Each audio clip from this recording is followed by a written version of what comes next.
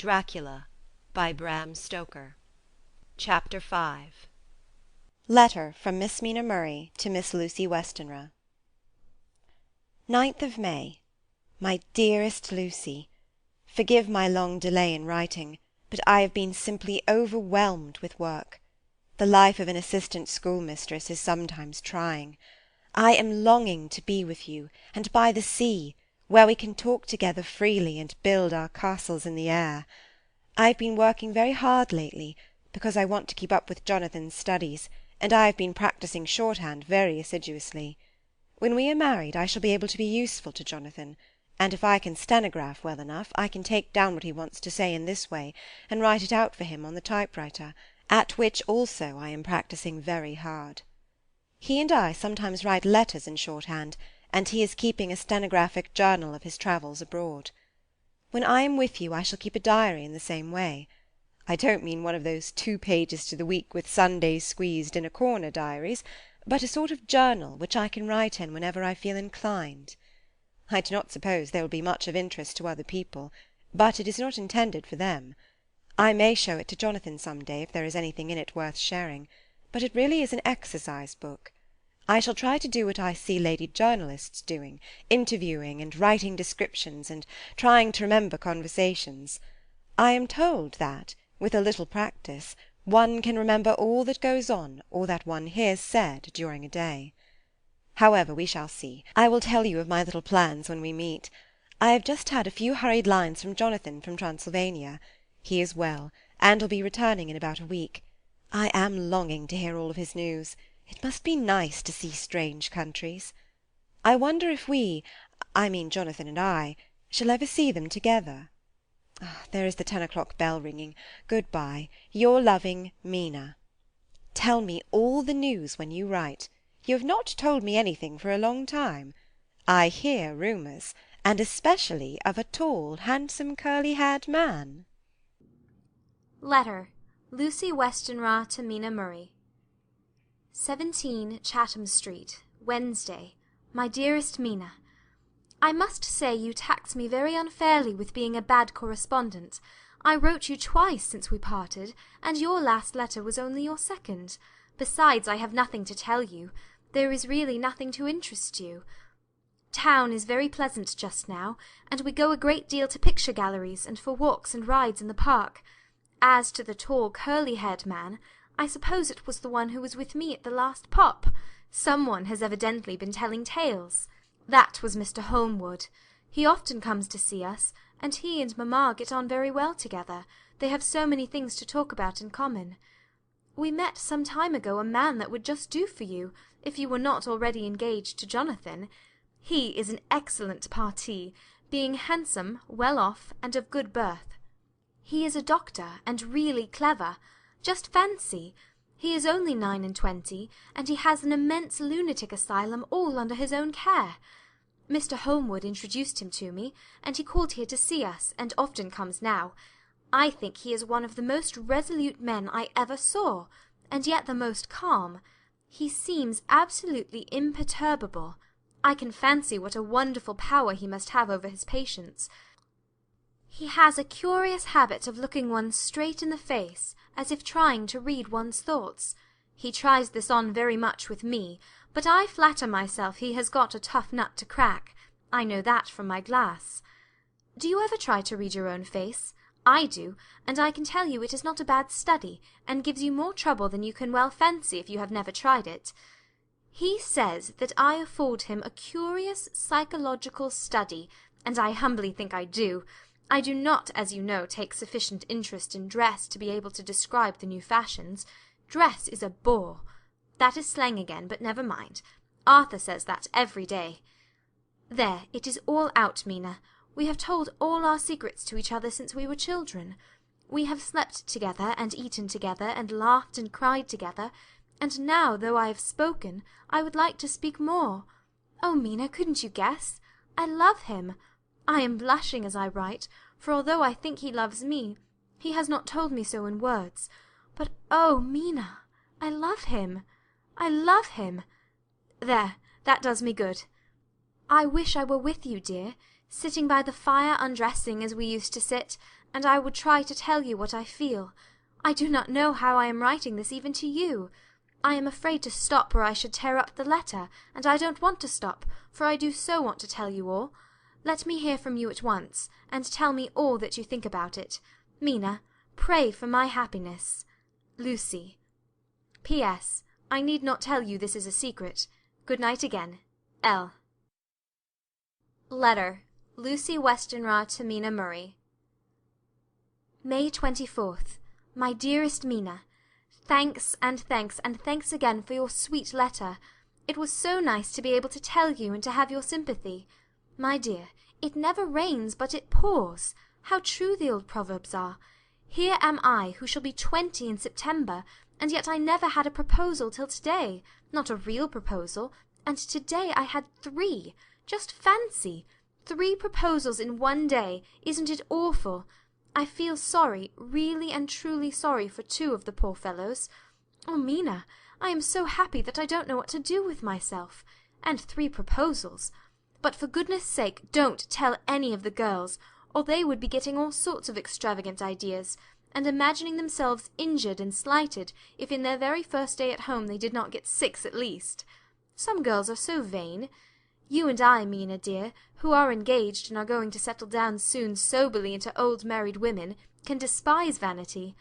Well, I must tell you about the 3, but you must keep it a secret, dear, from everyone except, of course, Jonathan. You will tell him, because I would, if I were in your place, certainly tell Arthur. A woman ought to tell her husband everything. Don't you think so, dear? And I must be fair. Men like women, certainly their wives, to be quite as fair as they are. And women, I am afraid, are not always quite as fair as they should be. Well, my dear, number 1 came just before lunch. I told you of him, Dr. John Seward, the lunatic asylum man, with the strong jaw and the good forehead. He was very cool outwardly, but was nervous all the same. He had evidently been schooling himself as to all sorts of little things, and remembered them, but he almost managed to sit down on his silk hat, which men don't generally do when they are cool. And then when he wanted to appear at ease, he kept playing with a lancet in a way that made me nearly scream. He spoke to me, Mina, very straightforwardly. He told me how dear I was to him, though he had known me so little, and what his life would be with me to help and cheer him. He was going to tell me how unhappy he would be if I did not care for him, but when he saw me cry he said he was a brute, and would not add to my present trouble. Then he broke off, and asked if I could love him in time, and when I shook my head his hands trembled, and then with some hesitation he asked me if I cared already for anyone else. He put it very nicely, saying that he did not want to wring my confidence from me, but only to know, because if a woman's heart was free a man might have hope. And then, Mina, I felt a sort of duty to tell him that there was someone. I only told him that much, and then he stood up, and he looked very strong and very grave as he took both my hands in his, and said he hoped I would be happy, and that if I ever wanted a friend I must count him one of my best. Oh, Mina dear, I can't help crying, and you must excuse this letter being all blotted. Being proposed to is all very nice and all that sort of thing, but it isn't at all a happy thing when you have to see a poor fellow, whom you know loves you honestly, going away and looking all broken-hearted, and to know that, no matter what he may say at the moment, you are passing out of his life. My dear, I must stop here at present. I feel so miserable, though I am so happy. Evening. Arthur has just gone, and I feel in better spirits than when I left off, so I can go on telling you about the day. Well, my dear, number 2 came after lunch. He is such a nice fellow, an American from Texas, and he looks so young and so fresh that it seems almost impossible that he has been to so many places and has such adventures. I sympathize with poor Desdemona when she had such a stream poured in her ear, even by a black man. I suppose that we women are such cowards that we think a man will save us from fears, and we marry him. I know now what I would do if I were a man and wanted to make a girl love me. No, I don't, for there was Mr. Morris telling us his stories, and Arthur never told any, and yet— My dear, I am somewhat previous. Mr. Quincy P. Morris found me alone. It seems that a man always does find a girl alone. No, he doesn't, for Arthur tried twice to make a chance, and I helping him all I could, I am not ashamed to say it now. I must tell you beforehand that Mr. Morris doesn't always speak slang. That is to say, he never does so to strangers or before them, for he is really well educated and has exquisite manners. But he found out that it amused me to hear him talk American slang, and whenever I was present, and there was no one to be shocked, he said such funny things. I am afraid, my dear, he has to invent it all, for it fits exactly into whatever else he has to say. But this is a way slang has. I do not know myself if I shall ever speak slang. I do not know if Arthur likes it, as I have never heard him use any as yet. Well, Mr. Morris sat down beside me, and looked as happy and jolly as he could, but I could see all the same that he was very nervous. He took my hand in his, and said ever so sweetly, "Miss Lucy, I know I ain't good enough to regulate the fixin's of your little shoes, but I guess if you wait till you find a man that is, you will go join them 7 young women with the lamps when you quit. Won't you just hitch up alongside of me, and let us go down the long road together, driving in double harness?" Well, he did look so good-humoured and so jolly, that it didn't seem half so hard to refuse him as it did poor Dr. Seward. So I said, as lightly as I could, that I did not know anything of hitching, and that I wasn't broken to harness at all yet. Then he said that he had spoken in a light manner, and he hoped that if he had made a mistake in doing so on so grave, so momentous an occasion for him, I would forgive him. He really did look serious when he was saying it, and I couldn't help feeling a sort of exultation that he was number 2 in one day. And then, my dear, before I could say a word, he began pouring out a perfect torrent of love-making, laying his very heart and soul at my feet. He looked so earnest over it that I shall never again think that a man must be playful always, and never earnest because he is merry at times. I suppose he saw something in my face which checked him, for he suddenly stopped, and said with a sort of manly fervour that I could have loved him for if I had been free, "Lucy, you are an honest-hearted girl, I know. I should not be here speaking to you as I am now if I did not believe you clean grit, right through to the very depths of your soul. Tell me, like one good fellow to another, is there any one else that you care for? And if there is, I'll never trouble you a hair's breadth again, but will be, if you will let me, a very faithful friend." My dear Mina, why are men so noble when we women are so little worthy of them? Here was I almost making fun of this great-hearted, true gentleman. I burst into tears, I am afraid, my dear. You will think this a very sloppy letter in more ways than one, and I really felt very badly. Why can't they let a girl marry 3 men, or as many as want her, and save all this trouble? But this is heresy, and I must not say it. I am glad to say that though I was crying, I was able to look into Mr. Morris's brave eyes, and I told him out straight, "Yes, there is someone I love, though he has not told me yet that he even loves me." I was right to speak to him so frankly, for quite a light came into his face, and he put out both his hands and took mine, I think I put them into his, and said in a hearty way, "That's my brave girl. It's better worth being late for a chance of winning you than being in time for any other girl in the world. Don't cry, my dear. If it's for me, I'm a hard nut to crack, and I take it standing up. If that other fellow doesn't know his happiness, well, he better look for it soon, or he'll have to deal with me. Little girl, your honesty and pluck have made me a friend, and that's rarer than a lover. It's more selfish anyhow. My dear, I'm going to have a pretty lonely walk between this and Kingdom Come. Won't you give me one kiss? It'll be something to keep off the darkness now and then. You can, you know, if you like, for that other good fellow, or you could not love him, hasn't spoken yet." That quite won me, Mina, for it was brave and sweet of him, and noble too, to a rival, wasn't it? And he so sad, so I leant over and kissed him. He stood up with my 2 hands in his, and as he looked down into my face, I am afraid I was blushing very much, he said, "Little girl, I hold your hand, and you've kissed me, and if these things don't make us friends, nothing ever will. Thank you for your sweet honesty to me, and good-bye."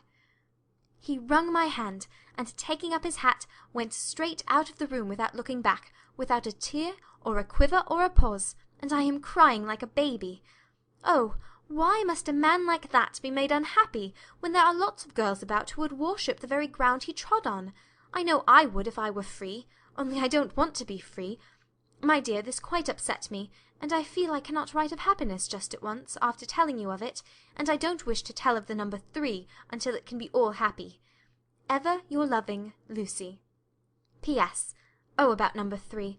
I needn't tell you of number 3, need I? Besides, it was all so confused. It seemed only a moment from his coming into the room till both his arms were round me and he was kissing me. I am very, very happy, and I don't know what I have done to deserve it. I must only try in the future to show that I am not ungrateful to God for all his goodness to me in sending to me such a lover, such a husband, and such a friend. Good-bye. Dr. Seward's Diary, kept in phonograph. 25 May. Ebb tide in appetite today. Cannot eat, cannot rest, so diary instead. Since my rebuff of yesterday, I have a sort of empty feeling. Nothing in the world seems of sufficient importance to be worth the doing. As I knew that the only cure for this sort of thing was work, I went amongst the patients. I picked out one who has afforded me a study of much interest.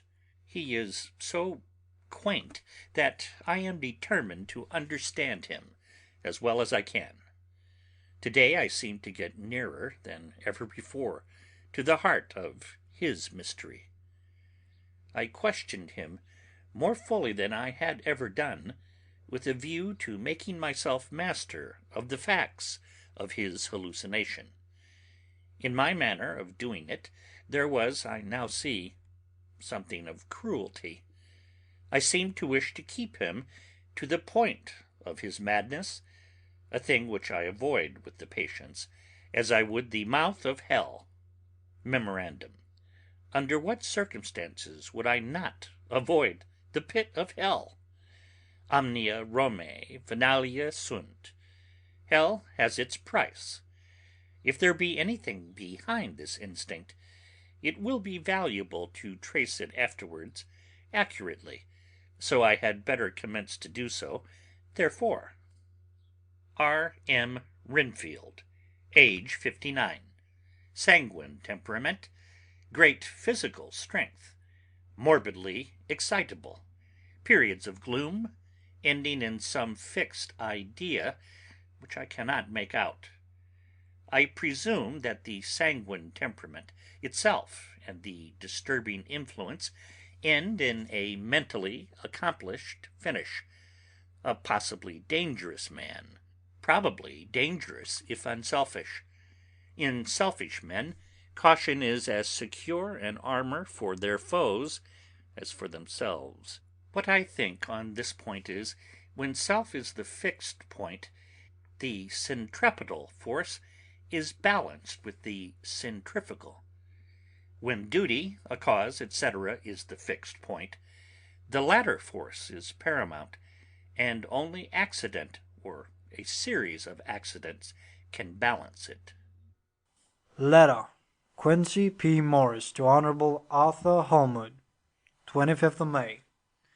My dear Art, we've told yarns by the campfire in the prairies, and dressed one another's wounds after trying a landing at the Marquesas, and drunk healths at the shores of Titicaca. There are more yarns to be told, and other wounds to be healed, and another health to be drunk. Won't you let this be at my campfire tomorrow night? I have no hesitation in asking you, as I know a certain lady is engaged to a certain dinner party, and that you are free. There will only be one other, our old pal at the Korea, Jack Seward. He's coming too, and we both want to mingle our weeps over the wine cup, and to drink a health with all our hearts to the happiest man in all the wide world, who has won the noblest heart that God has made, and best worth winning. We promise you a hearty welcome and a loving greeting, and a health as true as your own right hand. We shall both swear to leave you at home if you drink too deep into a certain pair of eyes. Come. Yours, as ever and always, Quincy P. Morris. Telegram from Arthur Holmwood to Quincy P. Morris, 26 May. Count me in every time. I bear messages which will make both your ears tingle. Art. End of Chapter 5.